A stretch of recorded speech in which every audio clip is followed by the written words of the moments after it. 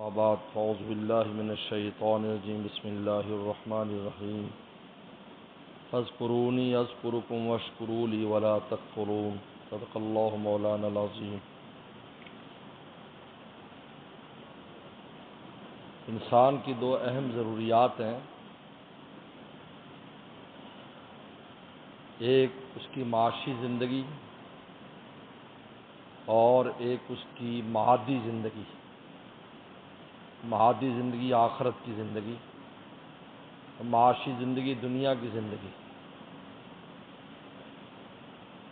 اس لیے اللہ تعالیٰ نے جو معادی زندگی ہے صرف انسان کو دی ہے یا جنات کو، باقی مخلوقات کے لیے نہیں ہے۔ وہ کونو ترابا، مٹی ہو جاؤ ختم ہو جائیں گے۔ انسان دنیا میں بھی ہر قسم کے نعمتوں سے فائدہ اٹھاتا ہے، اور آخرت کی بھی ساری نعمتیں انسان کے لیے بنائی گئی۔ انسان اصل کے اعتبار سے مستفید ہوتا ہے دنیا میں بھی، باقی ساری مخلوقات تابع ہیں۔ ساری مخلوقات اللہ کی نعمتوں کا خاص جو ہے وہ مقدار یا خاص نوع استعمال کرتے ہیں، سب نہیں کر سکتے۔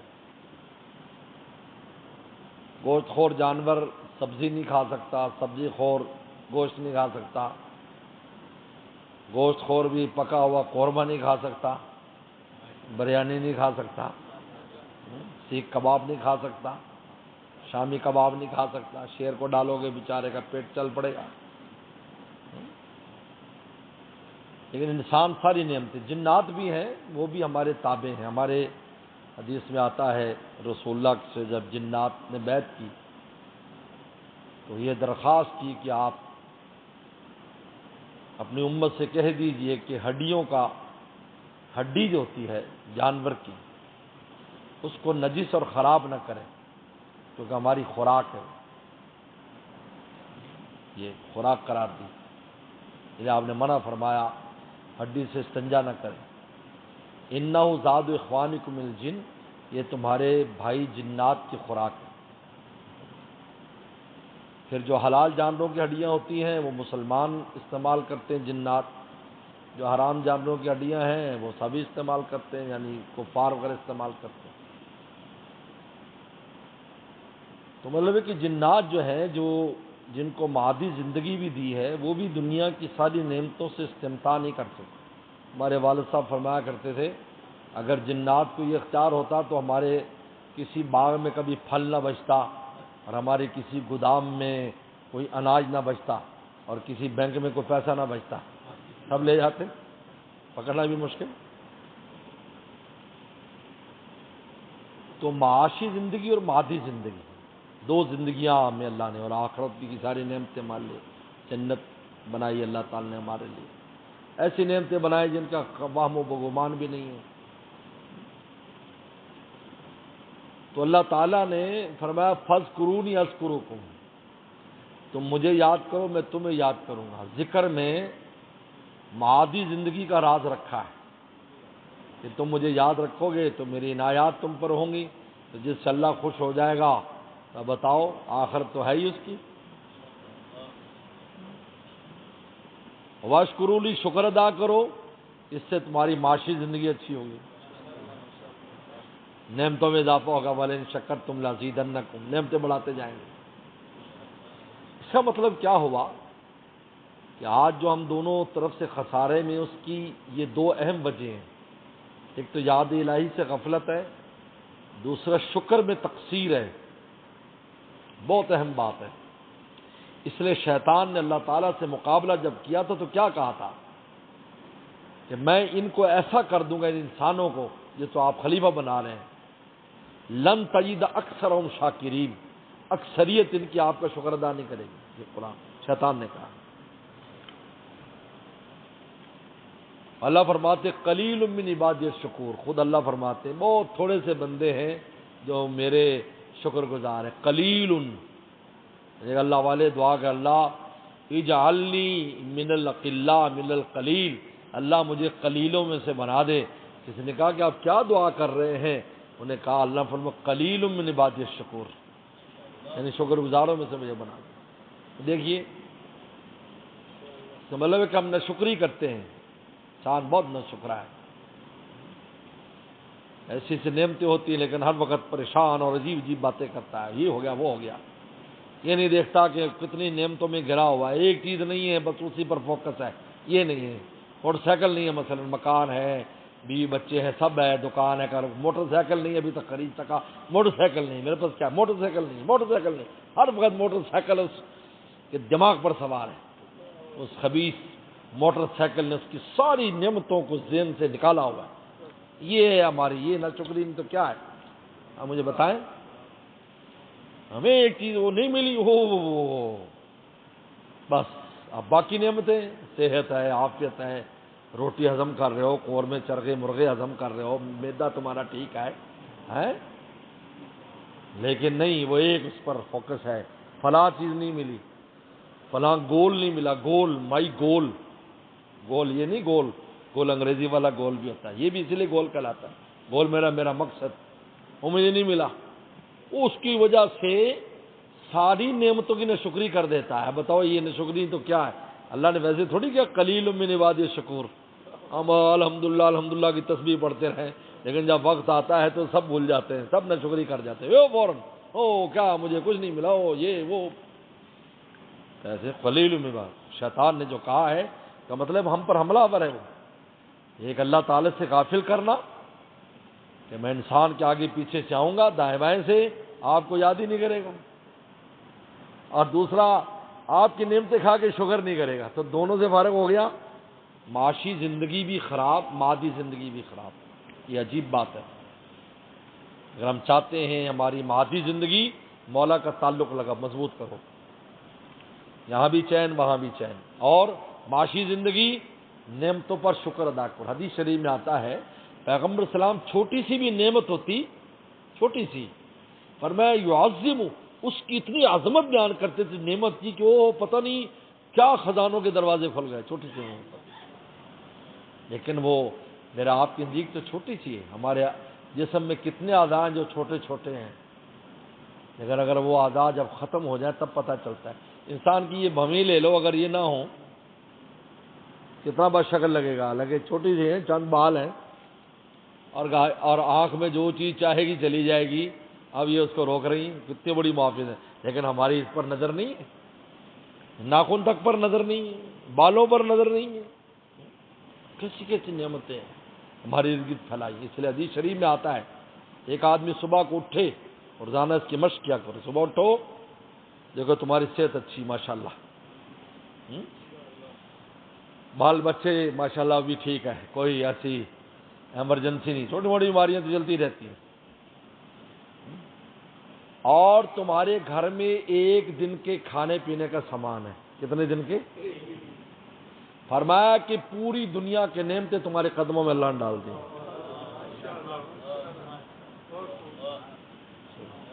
سمجھو آپ بادشاہ وقت ہے, بادشاہ ہیں. اب آپ کو کوئی فکر نہ کرے, کل کی کل پر دیکھ لیجیے گا. آج آپ بادشاہ ہیں, صبح اٹھے آج بادشاہ ہیں آپ. بادشاہوں کی طرح رہو, اس کا شکر ادا کرو, استغنا سے رہو. کسی کی نعمتیں دیکھ کر دل کو خراب نہ کرو. اللہ نے تمہیں صحت, عافیت, اور تمہارے بال بچوں کو عافیت, اور کھانے کا ایک دن کا سامان ہے. گھر جاؤ گے روٹی ملے گی, رات کو روٹی کھا کے سو گے. کل کی تو رات کو مر جاؤ گے, پھر دوبارہ زندہ ہوگے تو دوبارہ دیکھی جائے گی. اللہم بسمی کا منہ تو احیا, مر گئے, پھر الحمدللہ الذی احیانا, پھر زندہ ہوتے ہیں. تو جب کوئی زندہ ہوگا تو اس کی روٹی کا انتظام پھر ہو جائے گا.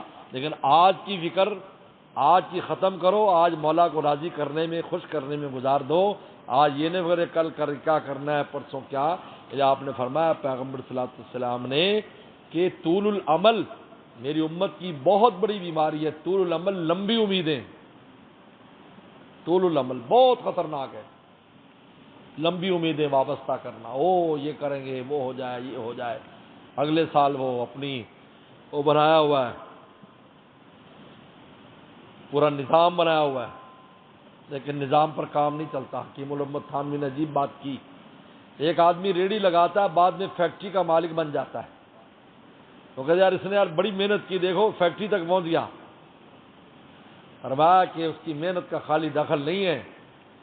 تم 100 ایسے ریڑھیوں والے لگاؤ, 100 بندے ریڑھیاں لگائیں, اور پھر اتنے سال بعد ریڑھی سے آگے دکان بنائیں، پھر آگے جائیں، انہوں نے کہا دیکھنا اگر ایک بھی ان میں سے کوئی فیکٹری لگا لے تو۔ اس کا مطلب یہ ہے کہ یہ اوپر کا نظام ہے کہ پہلے فقیر درویش بناتے ہیں، بعد میں اس کو بادشاہ بنا دیتے ہیں۔ یہ اللہ تعالیٰ کے لیے کیا مشکل ہے؟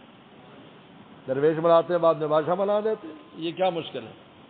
کتنے گداگر تھے، بادشاہ بنا دیا۔ انہوں نے کہا انتخاب ایسے ہوگا جو پہلا آدمی دروازہ کھٹکھٹائے گا وہ بادشاہ، تو وہ صبح کو گداگر پہنچا سب سے پہلے کہ میں پہلے مانگ لوں ورنہ دوسرے مال نہ لے جائیں۔ تو دروازہ کھلا تو گداگر تھا، اس کو لے گئے، نلایا دلا بادشاہ بنا دیا۔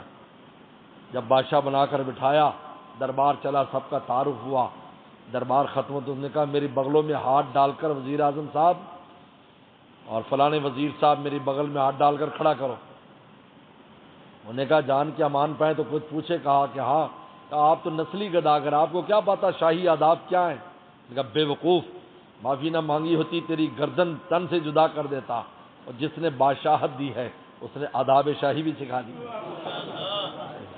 میرے مرشد یہ کہہ کر رویا کرتے تھے، فرماتے تھے جب اللہ کی دوستی مل جاتی ہے تو آداب دوستی بھی خود ہی آ جاتے ہیں، خود عشق راستہ دکھا دیتا ہے کہ کیسے مولا کو راضی کرنا ہے۔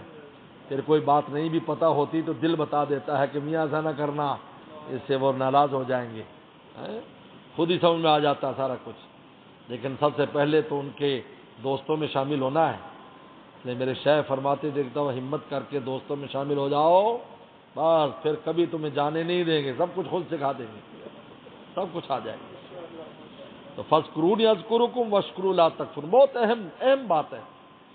اس لیے انسان کو ذکر اور تلاوت جو ہے دو چیزوں کا بڑا اہتمام کرنا ہے روزانہ کی بنیاد پر، ذکر روزانہ کی بنیاد پر اہتمام اور تلاوت، کیونکہ ان دونوں سے اللہ کا تعلق مضبوط ہوتا ہے۔ میرے شیخ فرماتے تھے ذکر کا ناغہ روح کا فاقہ ہے، آپ روح کو فاقہ کٹاؤ گے تو کیا بنے گا تمہارا؟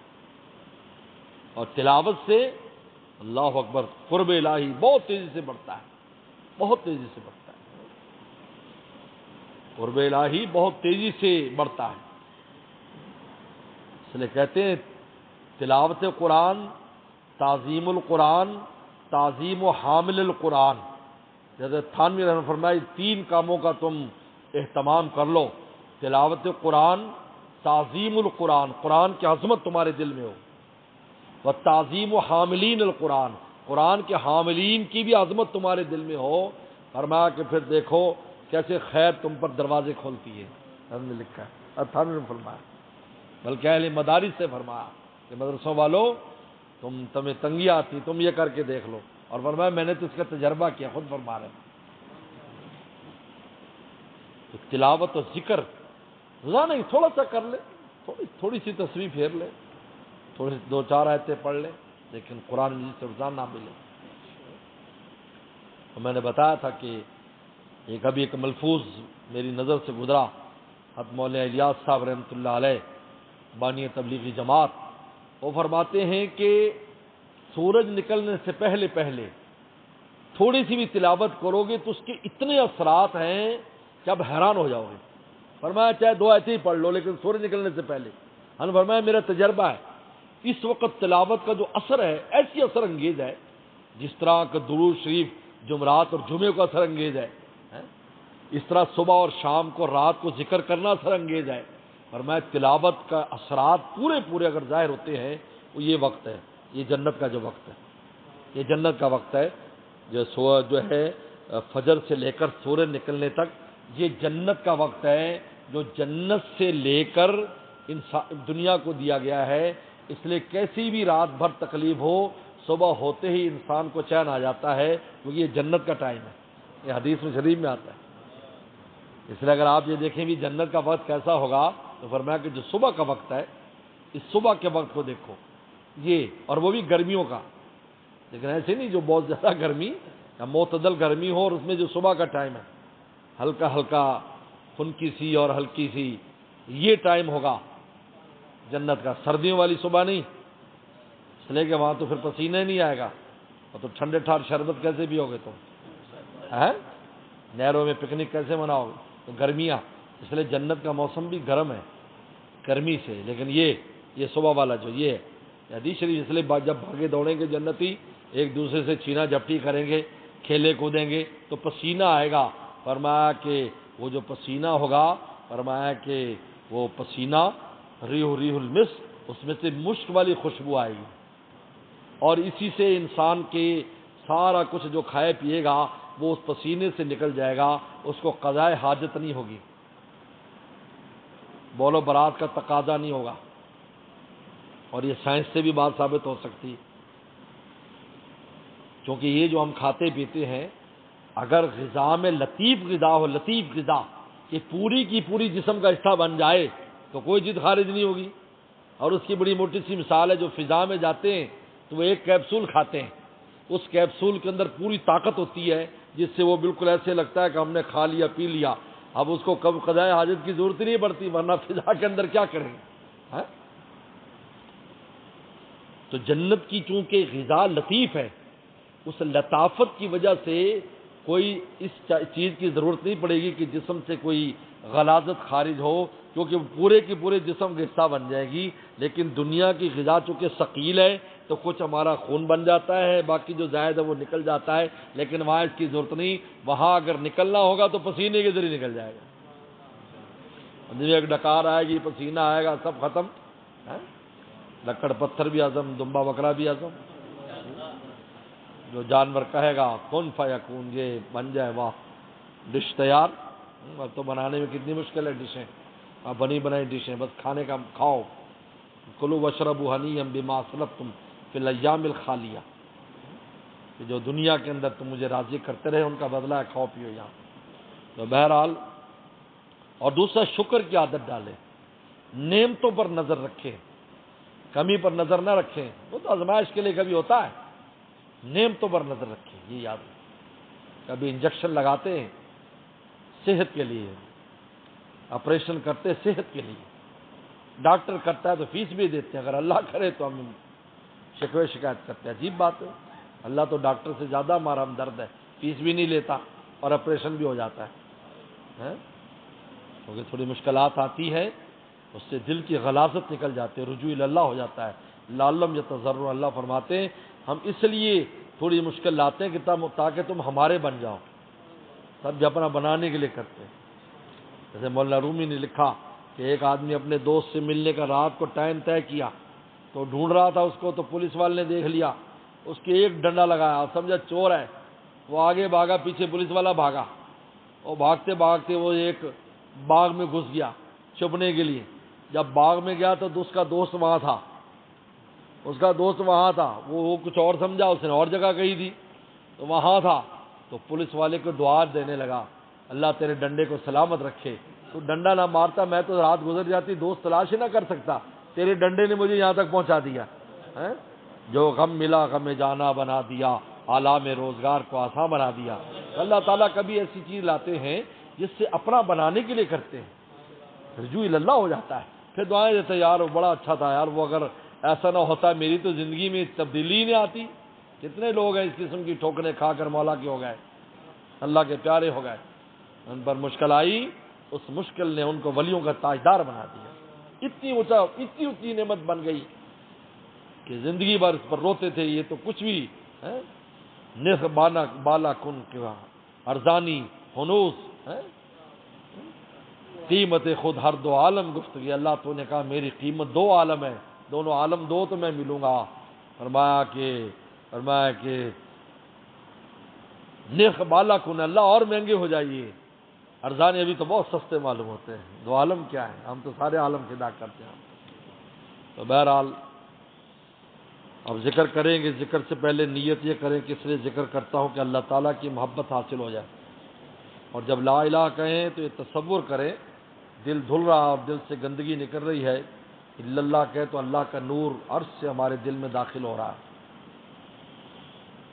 لا الہ الا اللہ، لا الہ الا اللہ، لا الہ الا اللہ، لا الہ الا اللہ، لا الہ الا اللہ، لا الہ الا اللہ، لا الہ الا اللہ، لا الہ الا اللہ،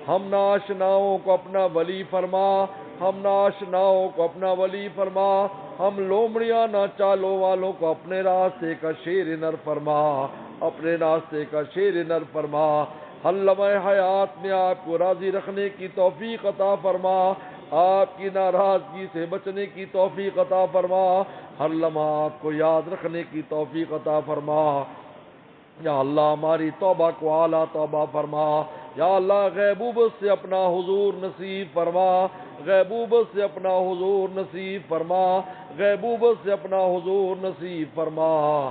یا اللہ ہر وقت اپنا دھیان نصیب فرما، ہمیں بھی ہماری اولاد کو قیامت تک آنے والی ہماری نسلوں کو اولیاء صدیقین میں سے فرما، اولیاء صدیقین میں سے فرما، اولیاء صدیقین میں سے فرما۔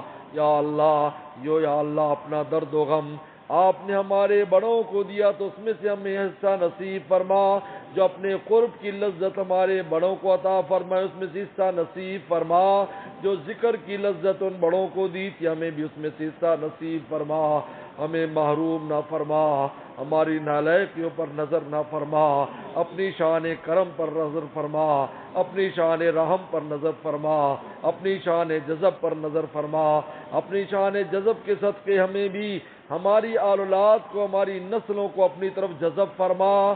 یا اللہ نفس و شیطان سے ہمیں چھٹکارا نصیب فرما، نفس و شیطان سے ہمیں چھٹکارا نصیب فرما، ناشکری سے ہمیں محفوظ فرما، ناشکری سے ہمیں محفوظ فرما، جو ناشکریاں ہوں گی ہمیں معاف فرما، ہمیں معاف فرما، جو غفلتیں ہوئی ہمیں معاف فرما، ہمیں معاف فرما، 100% آپ کا بن جانے کی توفیق عطا فرما۔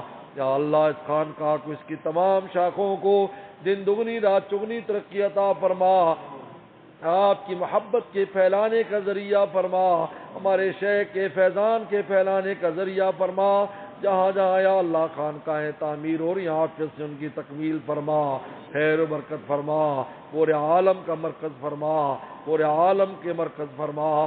یا اللہ پورے عالم میں آپ کی محبت کی بات کو پھیلانے کے لیے ہم سب کو تو استعمال فرما، ہماری اولاد کو استعمال فرما۔ یا اللہ اس ادارے کو اس مسجد کو اس کی تمام شاخوں کو دن دگنی رات چگنی ترقی عطا فرما، ہر قسم کے شرور و فتن سے محفوظ فرما، ہر قسم کے شرور و فتن سے محفوظ فرما۔ یا اللہ اس کو اور ہمارے یا اللہ شاگردوں کو، اولادوں کو، مریدوں کو، یا اللہ دوستوں کو ہمارے لیے صدقہ جاریہ فرما، یا اللہ ہمارے لیے صدقہ جاریہ فرما۔ یا اللہ آپ میں سے اور ہمارے متعلقین متعلقات میں سے کسی کو ضائع نہ فرما، کسی کو ضائع نہ فرما، سب کو اپنی ولایت اور دوستی نصیب فرما۔ ہمارے سروں پر یا اللہ ہم غلام بن کر آسمان سے آئے تھے، یا اللہ ہمارے سروں پر اپنے تاج ولایت سجا، اپنا تاج ولایت سجا، اپنا تاج ولایت سجا۔ یا اللہ ہمارے حال پر تو رحم فرما۔ یا اللہ ہمارے مرحومین مرحومات کی مغفرت فرما، ہمارے والدین اساتذہ مشائخ عزیز اقارب کی مغفرت فرما، امت مرحومہ مسلمہ کی مغفرت فرما، بیماروں کو شفا عطا فرما، بیماروں کو شفا عطا فرما، پریشان دوستوں کی پریشانی دور فرما۔ یا اللہ یکسوئے قلب ہمیں نصیب فرما، اطمینان قلب ہمیں نصیب فرما۔ یا اللہ ہر وقت آپ کا دھیان رکھنے کی توفیق عطا فرما۔ یا اللہ رزق کے جو وسائل آپ نے دی اس میں خیر و برکت پیدا فرما، قرضوں کے بوجھ سے محفوظ فرما۔ یا اللہ ہماری جو بھی حاجات ہے آپ کے علاوہ ہمارا کون ہے، ہم کہاں جائیں، یا اللہ آپ کے علاوہ کوئی در نہیں، ہماری حاجات کو اپنے خزانوں سے پوری فرما، ہمارے دوستوں کی حاجات کو اپنے خزانوں سے پوری فرما۔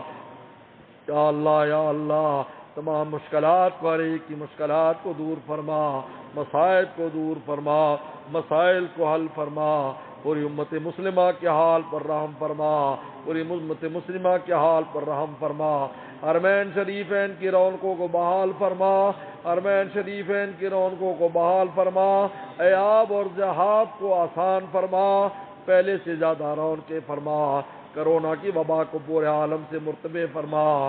یا اللہ اس سے ہمیں ہماری نسلوں کو ہم میں سے ہر ایک کو اس میں سے محفوظ فرما، ہماری حفاظت فرما۔ اللہم احفظنا بما تحفظ به عبادک الصالحین۔ یا اللہ اس وبا کو اللہ مرفع عنا الوبا والبلا، یا اللہ پوری امت سے یا اللہ اس وبا کو دور فرما، پورے عالم سے دور فرما، پورے عالم کو ایمان والوں کے لیے مفتوح فرما، پورے عالم کو ایمان والوں کے لیے مفتوح فرما۔ یا اللہ جو مانگے وہ بھی عطا فرما، جو نہ مانگ سکے وہ بھی عطا فرما۔ اللہم انا نسألک من خیر ما سألک منہ نبیک محمد صلی اللہ علیہ وسلم، ونعوذ بک من شر ما استعاذک منہ نبیک محمد صلی اللہ علیہ وسلم، وانت المستعان وعلیک البلاغ ولا حول ولا قوة الا باللہ۔ ربنا تقبل منا انک انت السمیع العلیم۔ صلی اللہ تعالی علی خیر خلقہ محمد وآلہ وصحبہ اجمعین۔